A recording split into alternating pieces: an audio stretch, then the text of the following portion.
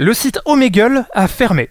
Ce qui est une très bonne chose. Pour ceux qui savent pas, Omegle était le site que j'utilisais pour aller pranker des inconnus sur internet. Le principe est simple, t'es mis en appel vidéo avec quelqu'un aléatoirement ou selon des mots-clés que vous avez mis en commun. Un concept qui sur le papier peut s'avérer très drôle, surtout quand on tombe sur des personnes assez surprenantes, amusantes ou tout simplement gentilles. Mais internet étant internet, c'était souvent pas le cas. Parce que l'anonymité offerte par le site en faisait le repère parfait pour des gens pas très nets, d'autant plus qu'il y avait aussi plein de gens beaucoup trop jeunes qui n'avaient rien à faire sur le site de base. J'avais même tenté d'en parler quand je suis passé sur le QG de Guillaume Play, mais j'ai été déçu de voir qu'une grosse partie de la séquence avait été coupée au montage, notamment celle où je disais qu'il y avait plus de sur Omegle que sur la page d'accueil de...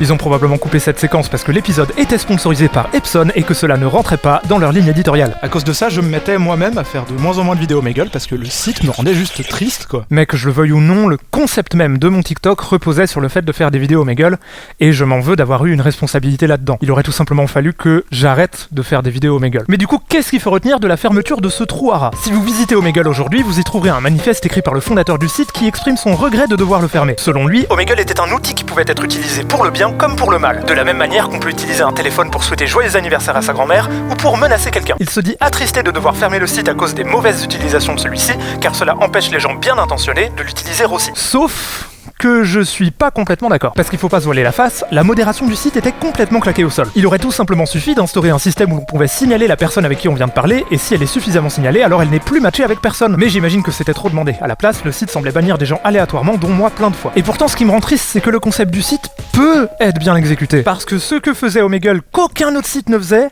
c'était te donner en direct un public. Quand ça marchait bien, Omegle, c'était spontané. Tu rencontrais des gens qui allaient dessus pour se faire divertir, et des gens super créatifs qui allaient dessus pour divertir les autres. C'était un mix parfait. Je suis convaincu qu'il y a moyen de faire fonctionner ce concept de manière clean, et que si quelqu'un y arrive, ça fera un buzz monumental. Bref, du coup, suite à tout ça, je suis ravi de vous annoncer que les prochaines vidéos ne seront pas sur Omegle, mais sur Windows Live Messenger. Le meilleur système de chat.